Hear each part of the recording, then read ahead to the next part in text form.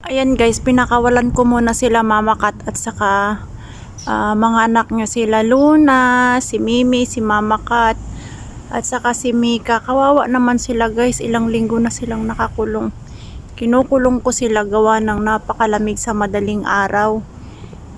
Ginamot ko nga sila, ayoko silang mabalikan ng sakit. Gusto ko ba magaling na magaling sila para pag uwi ko hindi na sila ulit magkasakit.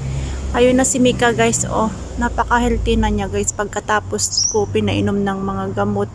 Kala ko noon mamamatay na siya. Pero sa awa ng Diyos naka-recover naman silang mag-iina.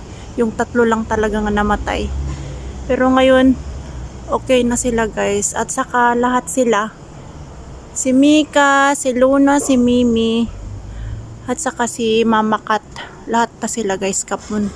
Kaya tumaba na rin sila guys. Masaya ako na iiwanan ko sila na hindi sila magiging kawawa kasi pag dumami sila ng dumami magiging kawawa lang din ang buhay nila, hindi sila maaalagaan. At least nakapon na sila, sarili na lang nila ang iniisip nila guys. At saka lagi naman akong updated sa kanila pag uwi ko, yung mga tumutulong sa akin na nagbibigay ng mga cat food nila.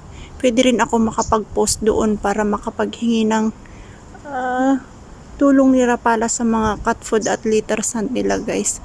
So mamayang gabi ikukulong ko na naman ang mga yan kasi nga malamig ang panahon para hindi sila mabalikan sa sakit nila. Ngayon tuwang-tuwa sila guys kasi nakalabas sila sa kulungan nila. Kawawa naman sila, naaawa ako. Hindi sila makapaglaro ng maayos doon.